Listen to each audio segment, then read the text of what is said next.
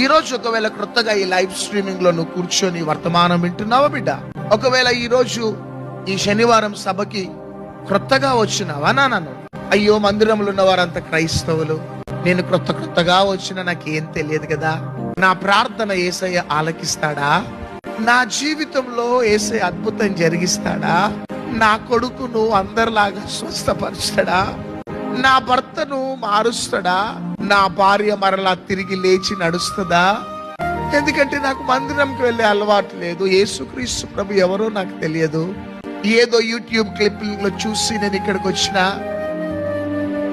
నా జీవితంలో కూడా యేసయ్య న్యాయం చేస్తాడా అంటే ఖచ్చితంగా న్యాయం చేస్తాడు.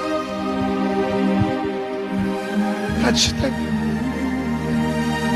నాకు ప్రార్థన చేయటం రాదే, నేను ఎలా యేసయ్యని అడగాలి అంటే, చూడండి, చిన్న చిన్న బిడ్డలు మమ్మీ డాడా మమ్మీ అంటా ఉంటారు.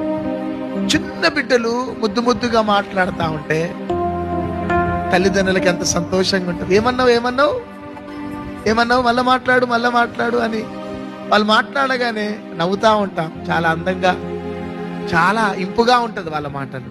కానీ మీ అందరికి శుభవార్త, క్రొత్తగా వస్తున్న నీవు అలా యేసయ్యా యేసయ్యా అని ఇప్పుడు ఒక బాబు యేసయ్యా నన్ను స్వస్థపరచవా అని చిన్న కొడుకు అన్నాడు కదా, ఆ మాట పరలోకాన్ని గడగడ వణికిస్తుంది అంతే.